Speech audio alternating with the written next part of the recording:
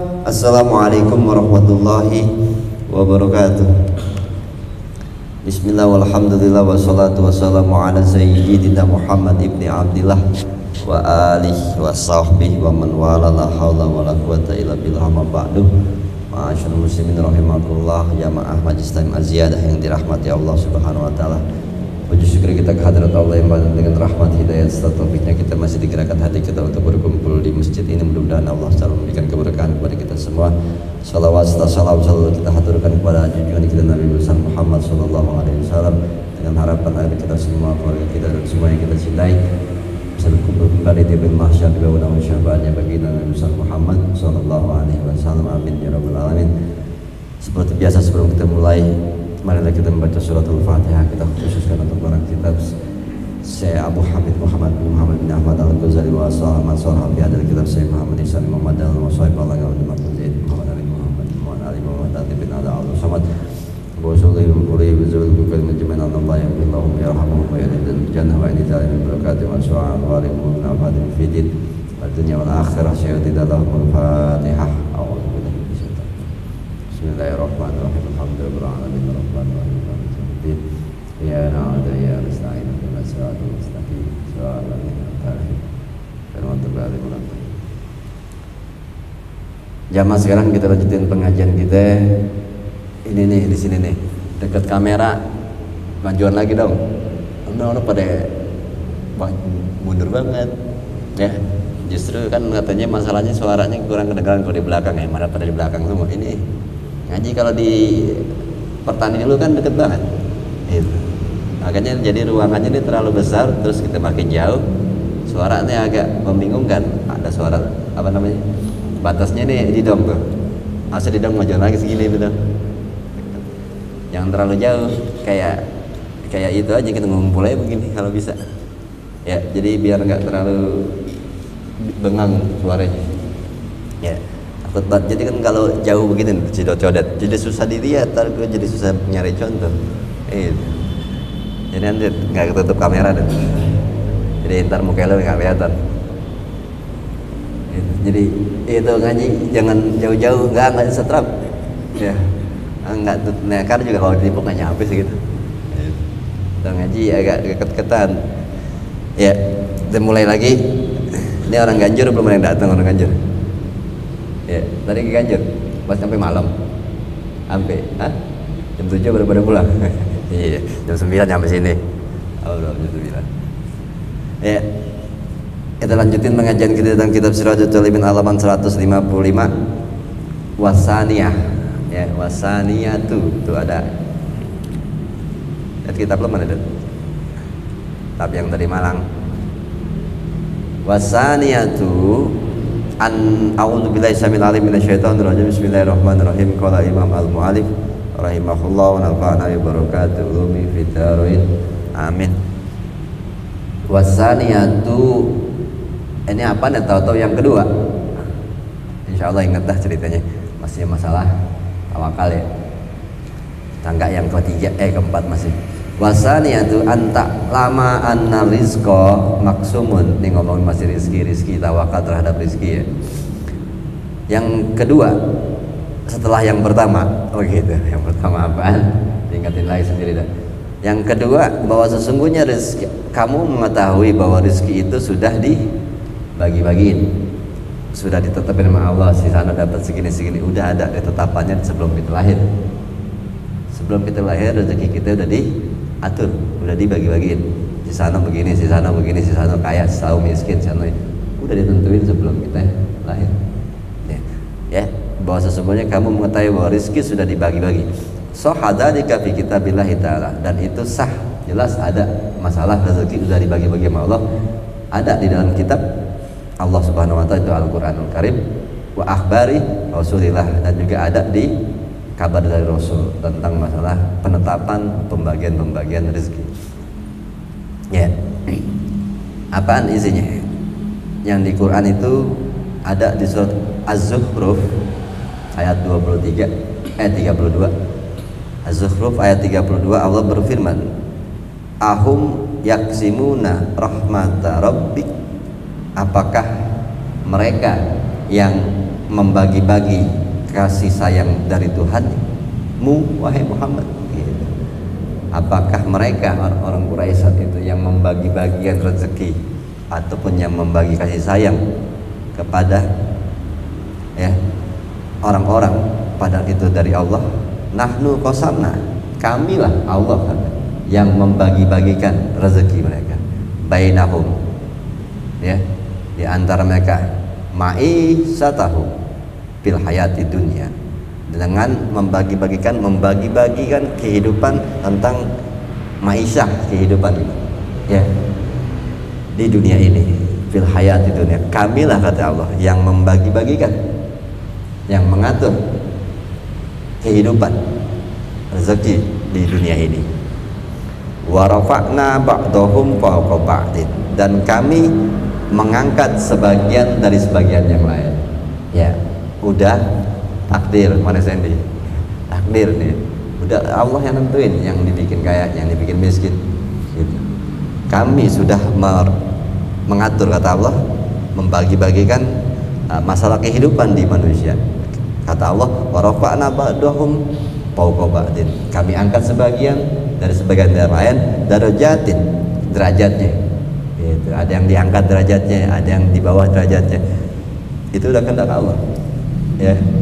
Kalau emang, makanya emang bisa kalau namanya keturunan bangsawan itu dengan kita belajar kayak macam, nggak, tetap aja nggak bisa. Itu kan udah takdir Allah. Allah menakdirkan dia bangsawan, Allah nakdirin dia orang biasa, Allah takdirin dia keturunan mulia, Allah takdirin dia nggak mulia. Itu udah tentuan Allah ya. Jadi kita ditakdirin jadi orang Indonesia, nggak dijadiin orang Barat atau apa, ya itu takdir ya. Ya kita kenapa ditakdirinnya kalau Indonesia main bola kalah mulu takdir, yang negaranya begini. Coba, jadi kenapa kita nggak kayak Jerman ataupun Brazil? Itu udah takdir ya. Kenapa kita bentuknya begini, mungkin-mungkinnya kenapa sebelah sono lumayan mancung gitu, kurang mancung, itu udah takdir ya. Itu ketentuan ya, nggak bisa dirubah. Apa kita pindah ke Eropa kita jadi mancung? Kan kagak juga gitu ya. Walaupun di kita juga ada yang mukanya kayak Korea Utara tuh, dia yang Vietnam Selatan gitu, kadang-kadang Myanmar belum datang. Itu ada sebagian yang beda-beda ya. Ada pitung Jawa gitu. Itu pitung Jawa itu Arif itu pitung Jawa ya, belum pernah lihat kan pitung Jawa ya. Jadi udah, itu udah diterimain, itu udah Allah bagi. Ada yang jadi pitung Betawi, Allah udah ditentuin derajatnya. Ada yang jadi pitung Jawa, Allah udah tetapin gitu ya. Darajatin ya, jadi derajat mereka Allah angkat sebagian, Allah di atas sebagian yang lain, itu sudah derajatnya sudah ditentuin Allah. Lian takhiza ba'dhum ba'dun sukhriya. Tuh, tujuannya apa? Agar sebagian mereka bisa dapat kerjaan dari sebagian yang lain. Maksudnya apa? Biar hidup bisa jalan. Kalau semuanya kaya, siapa yang mau kerja? Kalau semuanya miskin, siapa yang mau ngasih kerjaan? Ini kehidupan. Emang udah, jangan dipaksain. Kalau kita emang takdirnya begini, ya begini. Kalau begitu. Kalau udah ya takdir aneh tuh jadi guru, ente jadi murid. Kalau jadi guru semua, siapa yang muridnya? Kan gitu. Kalau murid semua, siapa yang mau ngajar? Nah ini makanya ini dapat dibilang kehidupan ya. Sudah terimain takdir bahwa Allah memang sudah menentukan itu. Dia takhizah ba'duhum ba'dan sukhriya, untuk jadi sebagian yang lain sebagian yang lain, itu saling bekerja gitu ya. Yang bangun masjid siapa ya? Tukang bangunan kan gitu. Yang bangun Senayan, yang bangun siapa? Tukang bangunan gitu. Kalau nggak ada tukang bangunannya ya, presiden juga bingung bangunnya gimana cara ngebangunnya ya, nggak ada tukangnya gitu ya. Kayak orang-orang Arab kadang yang kerja siapa? Orang Eropa ya. Orang Arab duitnya banyak ya, nggak ada mau jadi kayak bangunan. Akhirnya orang-orang Eropa yang ngambil kerjaan itu ya nggak bisa semuanya kaya. Kalau semuanya kaya nggak jalan bumi ya bisa jadi nggak ada gedung-gedung bangunan, nggak ada yang namanya jalanan, jangan ngomong aspal tengah malam kan gitu, rajin banget duit banyak kerja malam gitu ya, hitungannya ya cuma punya rumah juga bikin sendiri berarti. Kenapa? Walaupun kaya, siapa yang mau ngerjain? Akhirnya dibikin rumah sendiri. Kenapa? Ya nggak ada yang miskin gitu. Terus dia mau kawin nggak bisa kawin, kenapa? Ceweknya nggak bisa dibayar, ceweknya kaya juga, nggak susah, akhirnya sendirian semua gitu ya. Ini makanya Allah udah tentuin begini. Kalau semuanya nih orang kaya semua, nggak ada orang miskin, nggak ada bangunan, nggak ada jalanan aspal gitu maksudnya, dia mau ngerjain, semuanya punya duit, lu aja dah nih, gue bangunin rumah gue dong, tuh gue bayar dah, lu aja gue bayar gitu. Nah akhirnya kan nggak ada yang bangun rumah. Ayo, ini ayat sudah paham ya gitu hidup ini. Jadi nerimain aja posisi masing-masing ya, nerimain aja kalau kita punya teman kayak codet kan gitu ya kan? Kalau nggak ada codet hidup tuh nggak enak gitu ya, ya enggak itu. Jadi emang ada itunya, apa namanya, ada manfaatnya gitu. Ada manfaatnya itu ya. Kalau nggak ada cewek juga nggak enak ya, nggak ada yang itu sepuh di sini gitu kan, takut juga kita nggak ada yang sepuh ya, takut kesurupan semua repot kan. Ada ajawi jadi tenang gitu ya gitu, jin pada takut apa nih. Itu jadi kalau misalnya kita pahamin ayat ini udah jelas, jadi harus kita terimain apapun takdir Allah dalam posisi hidup kita, karena semua cuma mekanisme. Masalahnya apa? Kita disuruh kompak jadi manusia ya. Allah jadikan kita itu qabailun lita'arafu gitu, ada ayat ya. Dia berbangsa-bangsa, bersuku-suku untuk saling mengenal satu sama lain.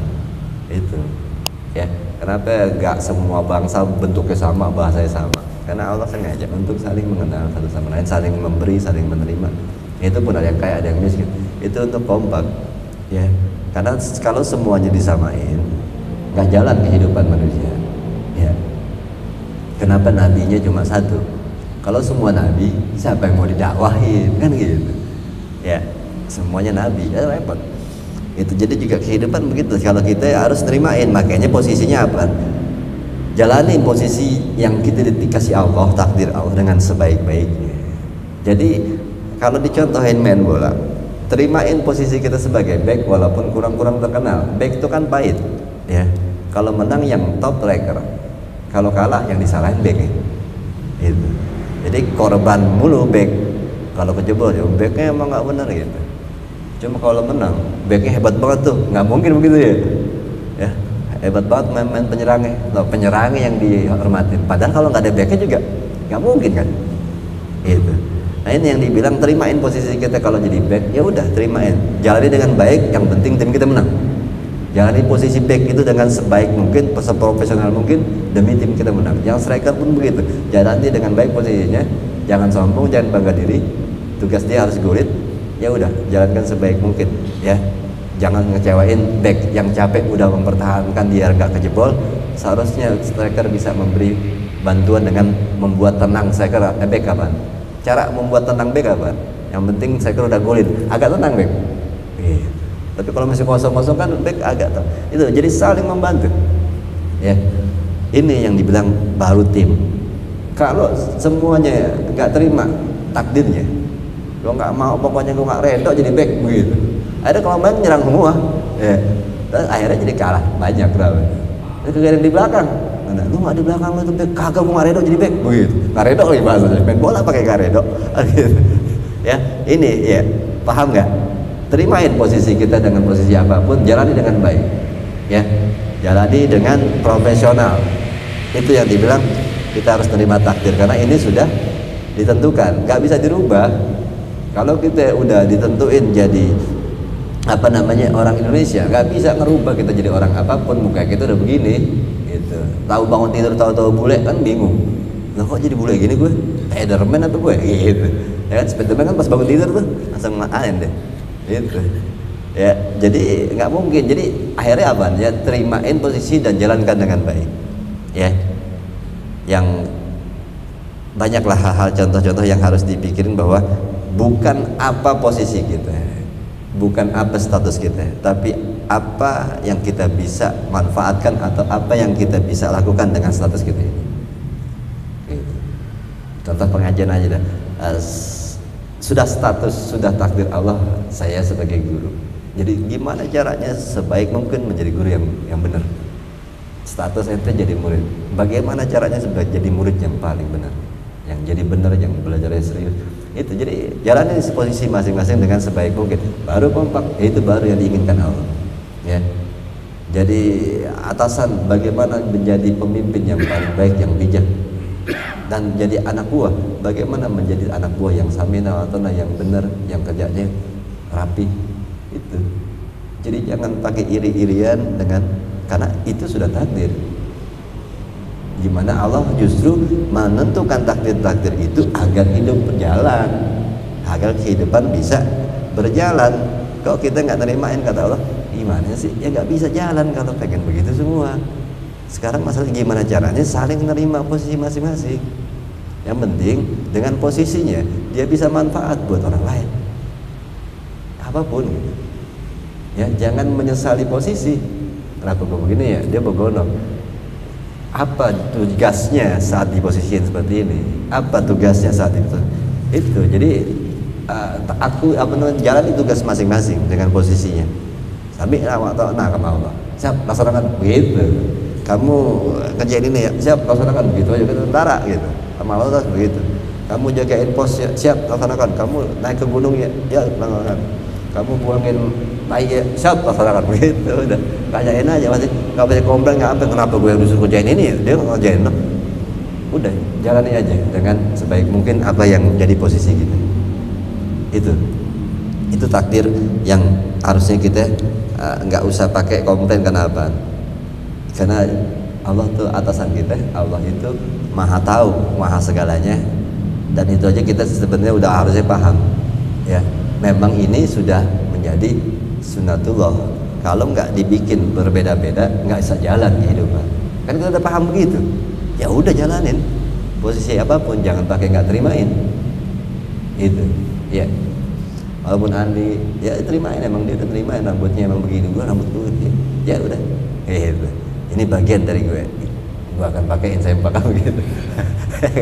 Itu jadi manfaatkan sebaik mungkin kan gitu. Gimana caranya bisa dimanfaatkan?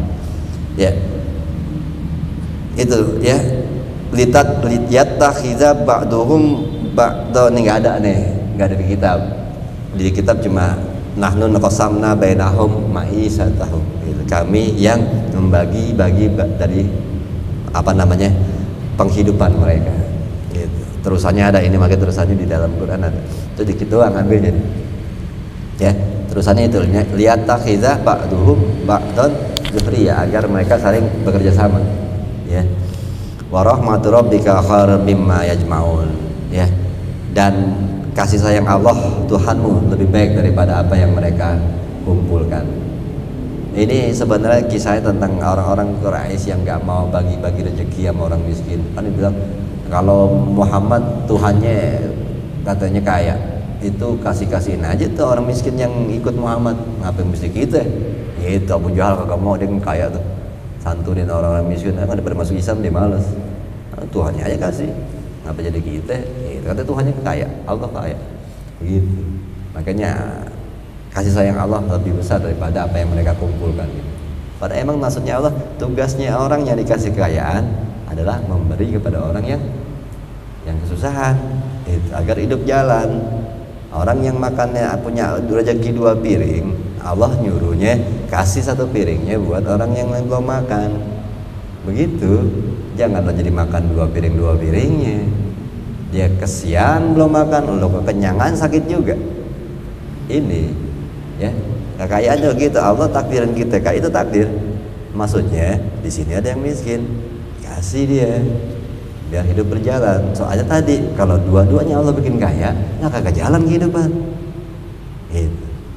Kalau dua-duanya miskin juga kagak jalan kehidupan. Makanya Allah bikin yang ini kaya, yang ini miskin agar berbagi. Gitu. Ya, tetapi manusia banyak yang salah kaprah.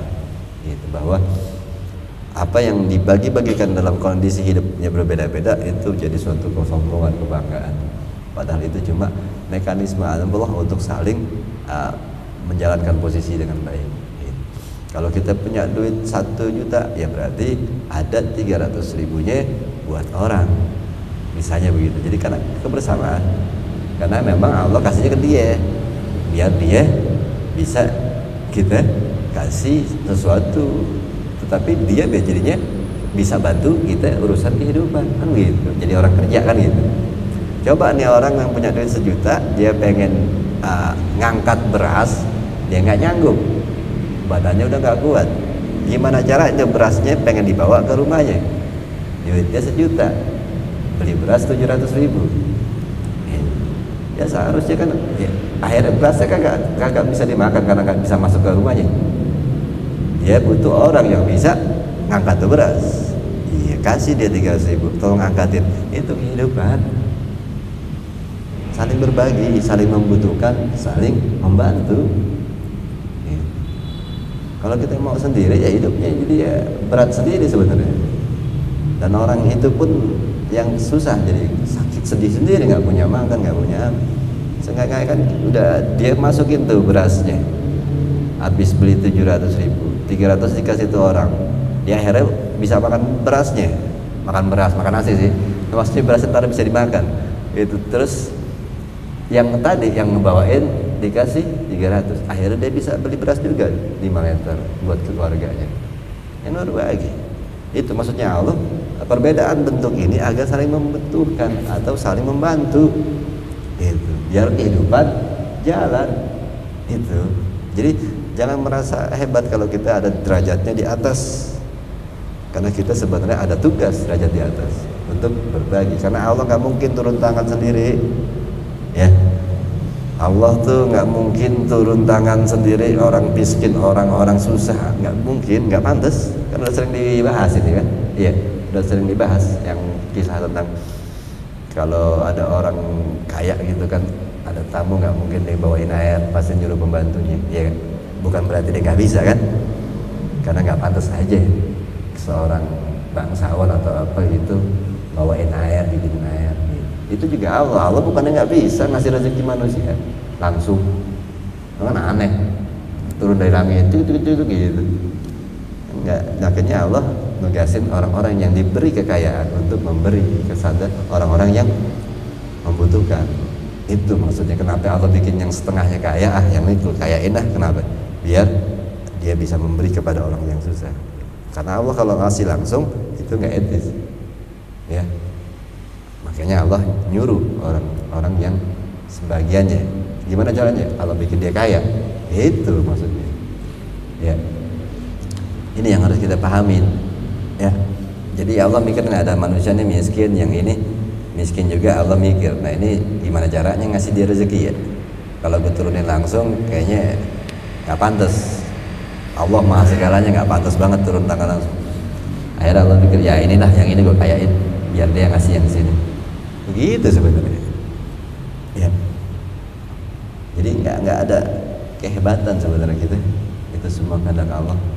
Justru kita, ya namanya orang yang disusahin itu mesti banyak bab sabar. Orang yang dikayain itu harus banyak bersyukur, ya. Dan semuanya ujian, mau dilihat orang yang dikasih kesusahan sejauh mana kesabarannya dan tetap jadi orang baik. Maksudnya orang baik ini, kalau orang susah banget sekalipun, tetapi dia tetap usaha, jual kantong atau apa, ini orang baik, mas. Kenapa? Dia berusaha mencari uang dengan halal, gimana pun caranya. Itu yang dibilang bisa jadi inilah tinggi nilainya di sisi Allah, dan bisa jadi dia masuk surga gara-gara itu. Kesabarannya diberikan ujian kesulitan, tapi dia tidak pindah ke dalam yang haram, nggak nyolong, nggak culas, tapi dia sampai tetap berusaha jual kantong di pasar minggu. Kenapa? Dia cuma pengen dapat yang halal. Itu harus dihargai itu. Berarti dia masih punya iman. Dia masih nggak mau, sesusah apapun dia nggak mau ngambil duit atau mencari uang yang haram. Itu makanya hormati orang-orang yang pedagang, hormati. Dia tetap usaha untuk mencari yang halal. Itu orang masih dalam track dalam ujian Allah dan dia masih lulus, masih tetap dalam kondisi sabar. Itu yang dikatakan sabar, tetap gak nyari materi dalam cara yang haram sampai meninggal begitu. Insya Allah yang begitu masuk surga. Kita jangan sombong. Jadi yang begitu tukang lontong, tukang takoyaki misalnya, tuh gitu ya, takoyaki ada ya gitu, kadang-kadang untungnya cuma berapa, tapi dia tetap usaha. Kenapa? Dia tetap pengen yang halal buat dirinya, buat anak bininya. Ya kita bisa bayangkan orang yang udah punya rumah gede masih korupsi, ya apa ya, luar biasa ya, jauh banget tuh iman ya. Makanya jangan menyepelekan orang-orang yang kayaknya, Anda pernah lihat di pasar kaget gitu, di jualan kantong. Kalau di pasar minggu sih masih banyak ya, wajar. Di pasar kaget tadi ada yang jualan kantong, nggak tega ngeliat maksud, tapi ibadah dia masih usaha, dia masih punya harga diri untuk tidak hal-hal yang haram. Itu yang dibilang masih sabar. Nah, yang orang yang kaya justru ujiannya lebih berat ketimbang orang miskin, karena kesombongan, kebanggaan diri, merasa hebat, itu ujian yang dikatakan kekayaan ya. Balawnahum bil hasanati wassayiat la'allahum yarji'un. Itu ayatnya begitu, Allah ngomong kami uji, ini ujian dua-duanya. Kami uji manusia dengan kesenangan dan kesedihan, dua-duanya ujian. Kenapa? Ulama tafsir mengatakan kenapa disebutnya kesenangan duluan, karena kesenangan jauh lebih sulit, ujian yang jauh lebih sulit diketimbang ujian kemiskinan ya. Aku uji manusia dengan kesenangan atau kekayaan atau kebahagiaan, dan aku uji manusia dengan kesedihan, penderitaan atau kemiskinan. Yang dua-dua ini, ujian dua ini adalah tujuannya satu, la'allahum yarji'un, agar mereka kembali kepada Allah. Kenapa maksudnya? Kadang lebih mudah kembali kepada Allah kalau lagi susah, ya kan? Coba ada kalau lagi masalah, bayang mulu, bisa diputusin cewek, ya kan? Apa mau nembak aja, wow ya Allah, terima doa tembakan saya. Apaan maksudnya? Gitu. Ya, kalau lagi susah, RJU-nya lebih mudah, ya kan? Makanya kenapa ulama tafsir mengatakan kenapa Allah lebih menyebut pertamanya kesenangan, ujian yang lebih sulit.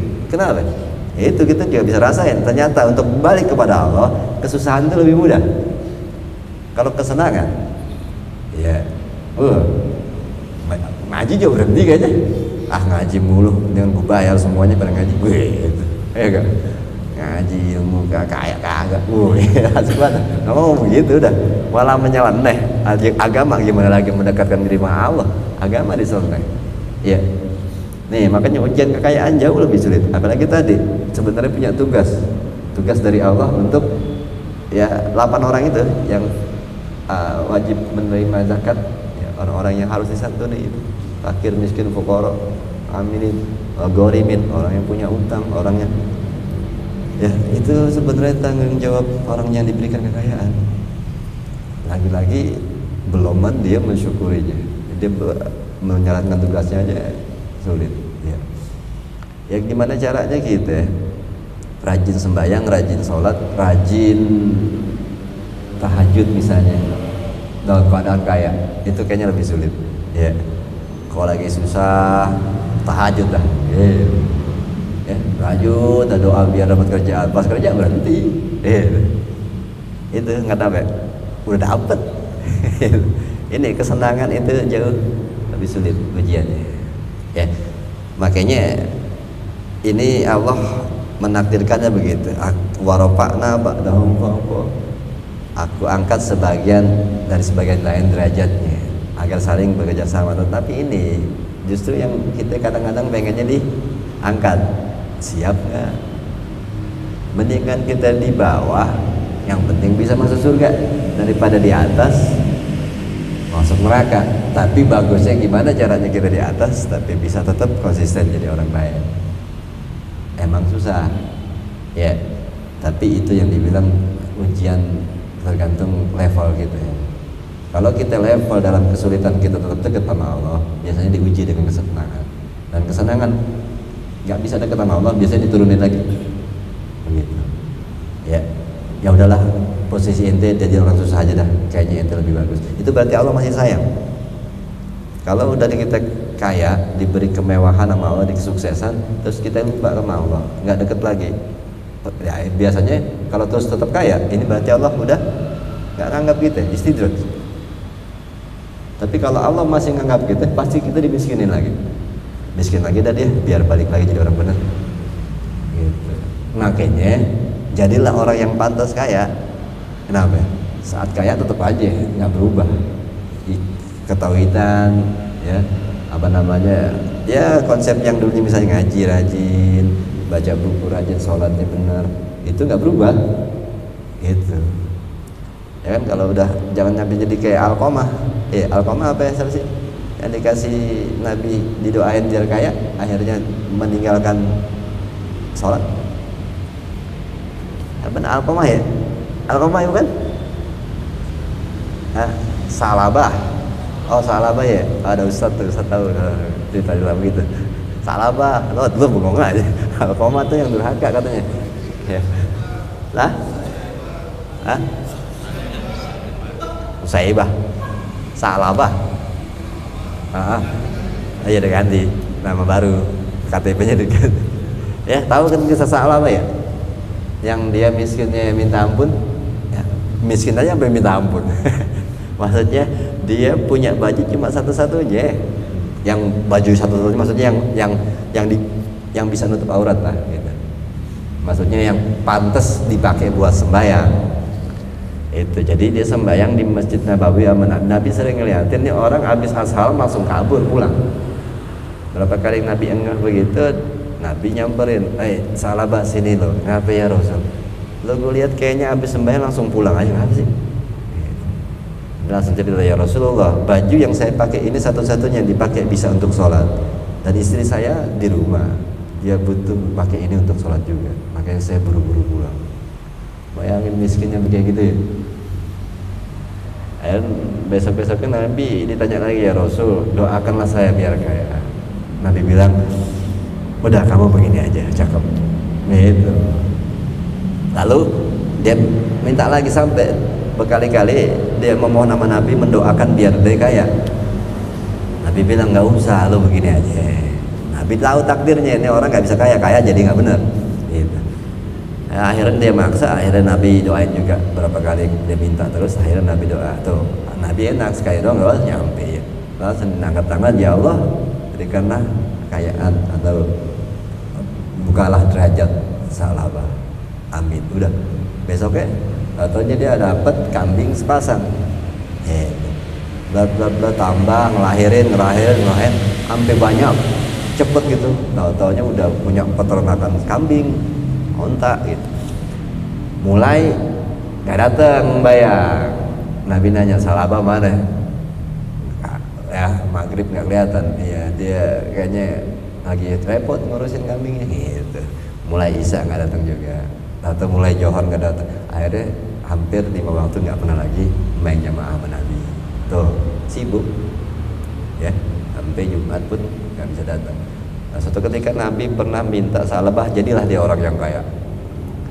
Nabi meminta dia untuk membayar zakat, ya, mengutus Abu Bakar dan Umar untuk meminta zakat, dan ditolak. Abu Bakar, Umar datang diutus Nabi untuk meminta zakat kepada Salabah. Salabah menolaknya. Kembalilah Abu Bakar dan Umar mengatakan, ya Rasulullah, dia tidak mau membayar zakat. Ya sudah. Tapi mungkin Salabah itu merasa nggak enak, ketegor.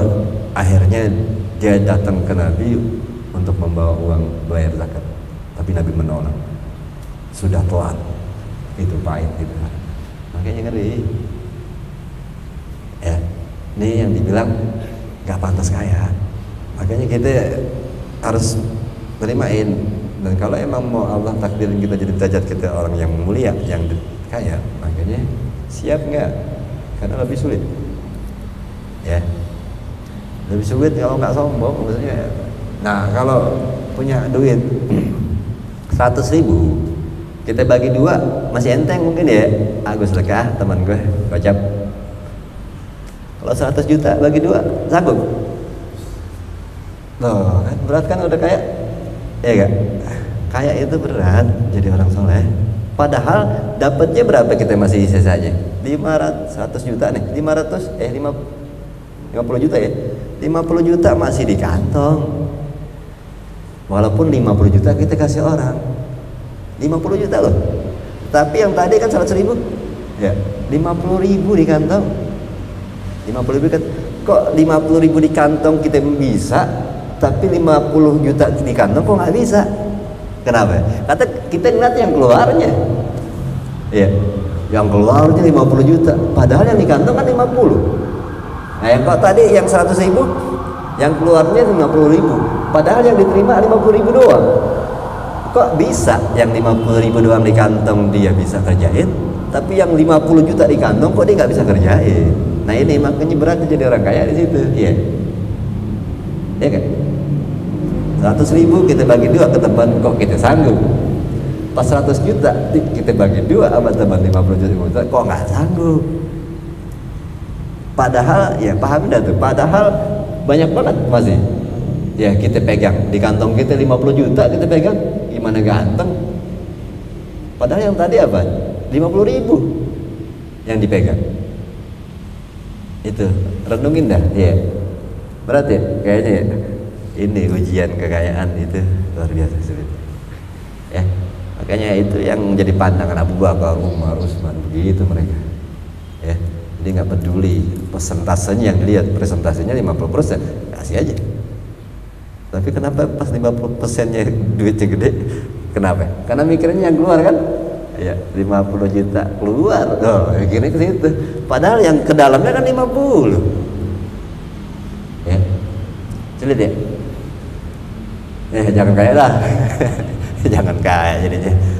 Harus kaya sebenarnya. Kalau kita bisa begitu, sangat bagus jadi orang yang kaya. Ya. Cuma kayaknya nggak bisa begitu, jadi kayaknya begini-gini aja dah. Makanya yang membuat kita pantas kaya apa enggak? Kalau Allah sayang sama kita, terus kita kaya, pasti kita benar.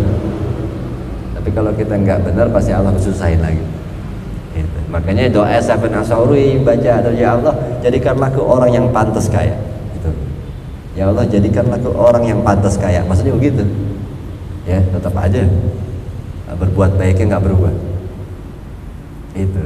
Kalau nggak begitu sponsori aja nggak mau. Kenapa? Menjerumuskan dia ke neraka namanya ya. Ya makanya mendingan begitu-gitu aja ya. Ada orang yang bawaannya mendingan hidupnya pas-pasan, kalau lebih kawin lagi gitu ya. Kalau ada teman saya kan gitu, teman saya yang bilang satu aja jalan lurus aja udah pusing, gimana pakai belok-belok begitu ya. Ya padahal tuh dia bahasanya keren-keren loh ya. Gimana jalan lurus aja udah pusing ya, gimana pakai belok-belok gitu. Maksudnya belok-belok tuh kawin lagi gitu ya. Makanya jangan belok-belok deh, turun bawah, turun selingkuh kan gitu. Ya, lari kalau gini-gini aja loh. Ya, jadi itu yang jadi harus kita renungin. Kalau mau minta kaya sama Allah, ukur diri dulu, jangan sampai kita malah jadi. Makanya ini pelajaran yang kita dalamin ini, insya Allah kalau kita bisa jalan dengan baik, kita pantas kaya. Ya, jadi kita lah jadi orang-orang yang bisa bermanfaat buat umat lebih banyak. Karena kan yang bagusnya kan yang diangkat derajatnya tapi soleh, itu akan mempengaruhi umat luar biasa.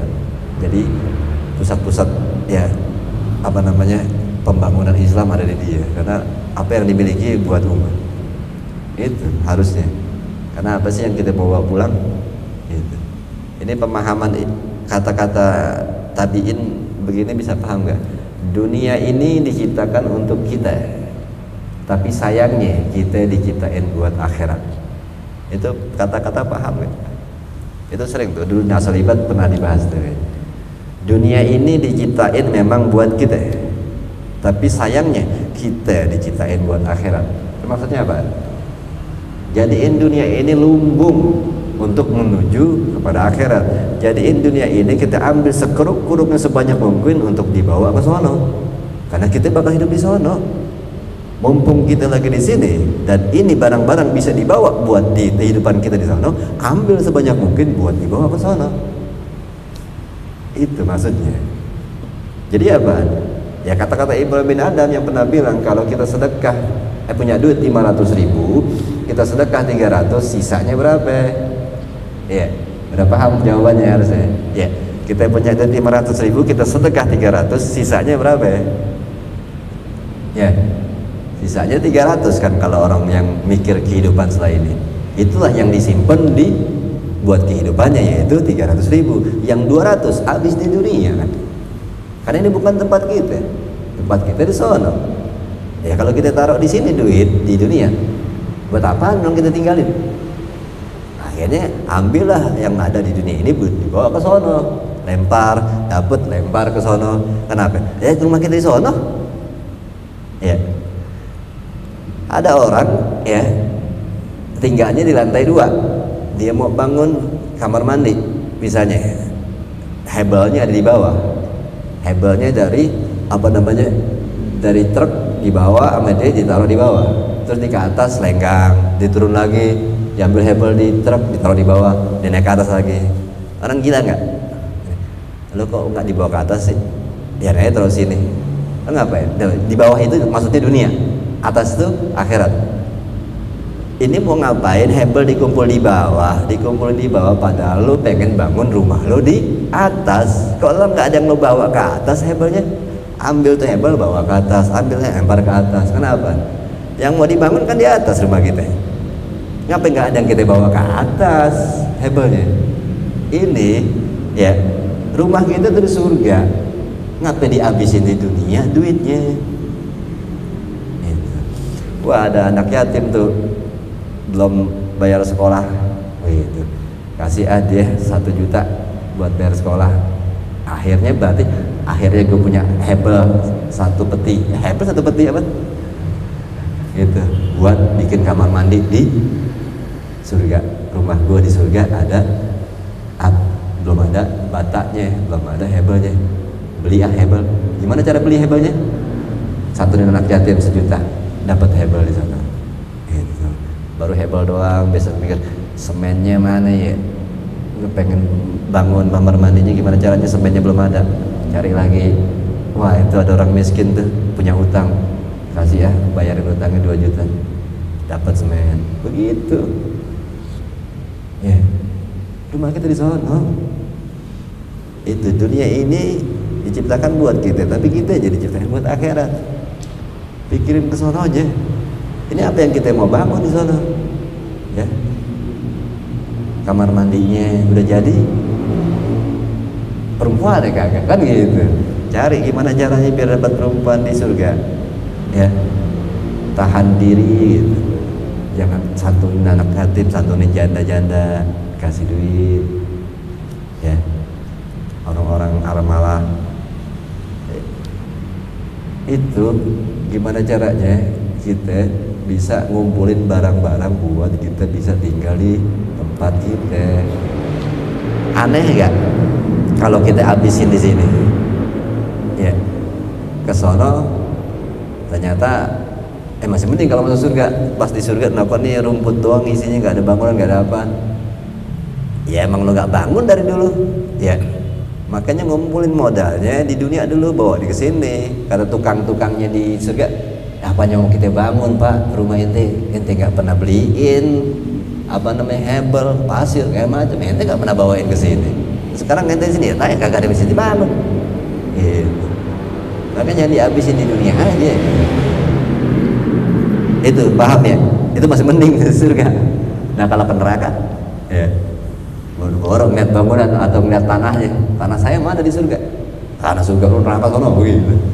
Ya. Itu karena kan kemungkinan orang bakhil masuk neraka. Itu ya analoginya bisa dipahamin ya. Kalau kita punya sesuatu, kita bawa buat di sana, kita bakal tinggal di sana. Ya kan udah paham, ada orang mati bawa sesuatu. Ya, orang Islam ya, orang agama lain mungkin ada tuh yang bawa apaan gitu. Ya orang Cina ya, ada yang dibawa dipendem doang sih, jadi nggak bawa juga. Yang mati bareng bininya ya kagak ada gitu, bininya dibawa gitu pas mati nggak ada, udah tinggalin semua.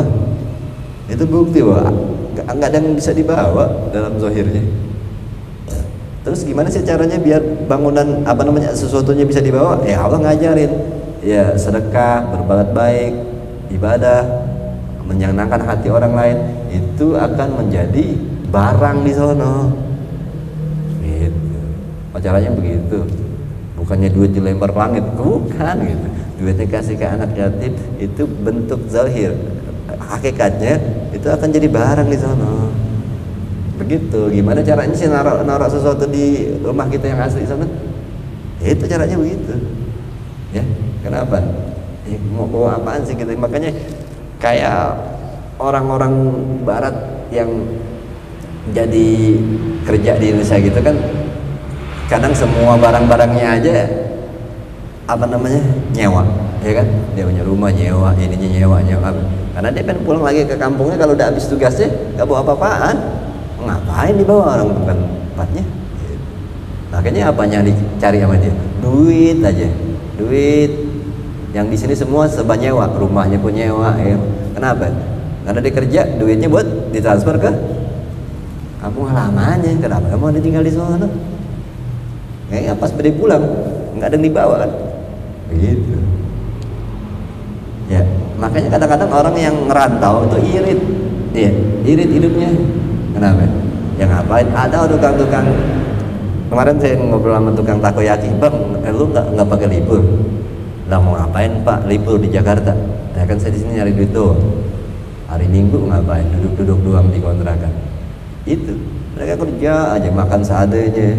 Apa? Duitnya dikumpulin semua buat dibawa ke pulang ke rumahnya. Kumpulin buat di sono. Nah ini kita kumpulin buat di surga. Jangan dihabisin di sini mulu. Ya. Tuh yang harus direnungi, ini kitab lagi nggak jalan nih. Ya.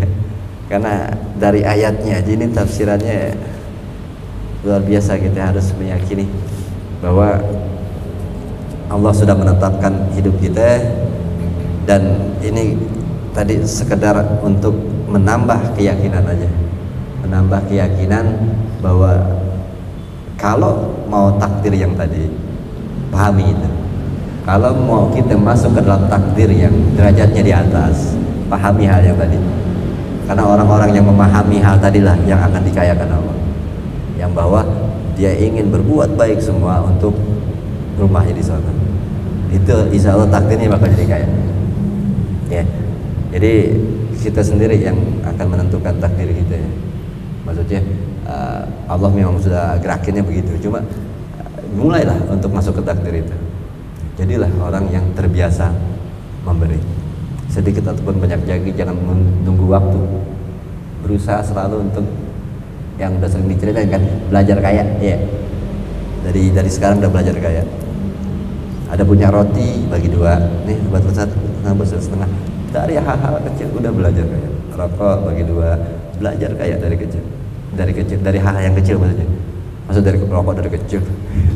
Belajar dari hal-hal kecil maksudnya. Anak kecil rokok bagi dua. Anak kecilnya nggak bener deh. Ya. Maksudnya begitu. Jadi hal-hal yang kecil dari awal sudah sering berbagi. Itu insya Allah itu yang dibilang orang takdirnya ini bakal kaya. Jadi belajar kaya. Belajar kaya dengan banyak berbagi. Ya kan udah dikasih tahu, bahkan kita harusnya jadi mukmin. Ya, itu kan muslim aja begitu kan. Muslim itu punya roti satu bagi dua. Kalau mukmin kasih orang semua. Ya, kita mukmin masih jauh lah. Makanya jadi muslim yang selalu berbagi, insya Allah takdir kita jadi yang kaya. Ya. Bahkan ada sahabat yang nggak bisa miskin. Ya, Abdurrahman bin Auf yang udah tahu ceritanya ya. Pengen miskin tambah kaya. Gitu. Jadi banyak berbagi. Kita kalau berbagi bini nggak boleh, dan itu udah bini orang, nggak bisa diberbagi yang begitu. Ada hal-hal yang boleh dibagi, ada enggak, ya pahamin tuh dan itu ya. Jadi banyak sesuatu ini kita di sininya dulu dah di apa namanya kelompok kita lah, teman-teman di sini satu sama lain coba contohin kepada orang-orang yang di luar sebagai contoh bahwa kita adalah kelompok yang mengikuti sahabat-sahabat Nabi itu berbagi. Ini yang makanya ayat hadis yang kayaknya sudah nggak masuk akal, ya. Al muslim akhul muslim. Ini hadis kayaknya udah gak masuk akal zaman sekarang. Muslim itu saudara orang muslim juga. Jikalau ada al muslim kal jasadil wahid, ya. Sama muslim itu bagaikan satu tubuh. Jikalau satu sakit, sakit semua. Jempol sakit, meriang semua monyet. Itulah muslim zaman sahabat. Di mana yang satu susah, susah semua. Yang satu masalah sama. Yang satu butuh, semuanya langsung bantu. Ini hadis kayaknya udah gak masuk akal sekarang ya. Ya. Makanya kayaknya ajaran tasawuf ya Rasulullah udah telah mengatakan jauh tertinggal gitu. Sudah begitu jauhnya menghilang. Seakan-akan hal itu aja dianggap aneh. Padahal itu ajaran Rasulullah, di mana mereka satu sama lain saling membantu, nggak bisa lihat susah yang satu lain itu. Saling peka keadaannya, saling memberi, membantu, berbagi. Tapi pemahaman itu pas ditaruh ke sekarang kayak jadi hal aneh. Ini bukti bahwa ajaran Rasulullah sudah terlalu terkontaminasi sampai dianggap ajaran aneh. Jadi kayak hadis itu kayak hadis yang oh gitu apa iya? Manusia itu sama muslim itu bagaikan satu tubuh. Kalau yang satu sakit, sakit semua. Apa iya? Kita ada yang satu sakit gak rasa gitu. Ya kan? Ini makanya seenggak-enggaknya di kelompok kita ini kita buktiin kita bisa begitu. Masih gitu bisa seperti zaman sahabat terus. Yang peka terhadap keadaan orang. Ini yang kadang-kadang kita nih satu sama lain masih ada kedengkian, kebencian. Nah ini jauh sekali dari ajaran Rasulullah dan sahabat. Makanya mereka sahabat Rasulullah, sahabat Nabi Muhammad adalah kelompok. Kalau orang-orang terbaik kan para nabi itu, tapi kelompok terbaik yang pernah di atas bumi yaitu sahabat Rasulullah, sahabat Nabi Muhammad. Inilah kelompok yang paling hebring yang ada pernah di atas bumi. Karena mereka sampai ada yang perang mati bareng. Bayangin. Yang satu bilang kalau aneh mati ente yang kuburinnya ente begini-gini. Yang satu bilang juga kalau aneh yang mati ente yang kuburinnya gini-gini. Dua-dua aja mati bareng ternyata. Jadi dan pas meninggalnya pun pegangan tangan. Luar biasa satu sahabat. Jadi Nabi melihat setelah Nabi nggak ada sini, Nabi udah meninggal. Khalid bin Walid melihatnya luar biasa sampai meninggalnya dia pegangan tangan. Ya, mungkin sebelum mati mereka masih sakit-sakit terus pegangan, terus mati berdua baru. Tapi tangannya saling megang. Luar biasa. Itu sahabat. Kita bisa nggak begitu? Ya. Lu berdoa gitu. Anda sama ikut ya sampai pegangan tangan gitu. Ngorok tapi. Itu namanya homo. Tidur bareng. Ini coba ya, kita coba untuk di kita dulu lah, tidak ada kebencian, kedengkian gitu coba. Ya, kalau ada kadang-kadang ngoreksi atau apa ngomongin itu cukup membuka, makanya tapi nggak bakalan mau gibah. Makanya itu cuma nyari-nyari poin. Jadi kisahnya kayak Arif ngomongin Sandy ini, gitu terus ya. Biar Sandy ngomongin Arif terus. Nah itu 2 biji anak kita dapet tuh hasutan-hasutannya, temuin duanya. Lu kenapa sih sama dia? Lu kenapa sih sama dia tuh? Jadi biar ya ada lagi. Kalau disimpan terus makin besar. Makanya kita harus fair-fairan buka. Lo kenapa sih sama gue? Lo kenapa sih begitu? Jadi makanya sahabat Nabi begitu, kebuka aja. Karena emang ya, akhirnya tidak ada kebencian. Ya, ini yang gaya-gaya yang diinginkan setan, lemah dalam mental menyampaikan. Ya ada orang yang katakan itu orang begini. Ya tegur aja langsung. Kalau saya gitu. Kalau kita cuma ngomongin jadinya hasut dan dengki. Sampein aja langsung ke orang. Begitu. Ya. Ini yang kadang kita faktor nggak enakan, faktor nggak berani, akhirnya malah timbulnya kebencian, kedengkian, ghibah. Gitu. Ya. Langsung makanya zaman sahabat tuh fair-fair aja ngomongin. Begini. Ya, itu sekelumit tentang masalah keyakinan kita. Kembali ke masalah rezeki. Di sini baru ngomong yang kedua, anta lama anna rizqah maksumun, ya. Bahwa rezeki itu sudah dibagi-bagi sama Allah. Dari kabar Rasulullah juga ada, Rasul pernah bersabda tentang masalah rezeki. Ya. Ada hadisnya di dalam, minggu depan aja dah. Tadi baru ayat Quran tentang masalah rezeki sudah dibagi-bagi Allah, derajat sudah ditentuin, yang kaya, yang miskin, yang di atas. Dan Nabi pun juga menguatkan tentang rezeki sudah dibagi-bagi sama Allah dan sudah ditentukan.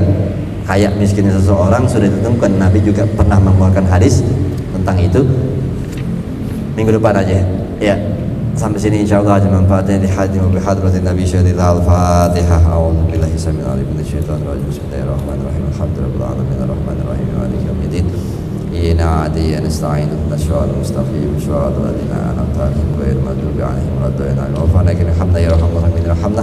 Allahumma arhamna warham walidayna wanfa'na bima 'allamtana wa 'allimna ma yanfa'una rabbi zidna ilma warzuqna fahma bi rahmatikal wasi'ya ya arhamar rahimin. Wa sallallahu ala sayyidina Muhammadin walhamdulillahirabbil alamin. Wassalamualaikum warahmatullahi wabarakatuh.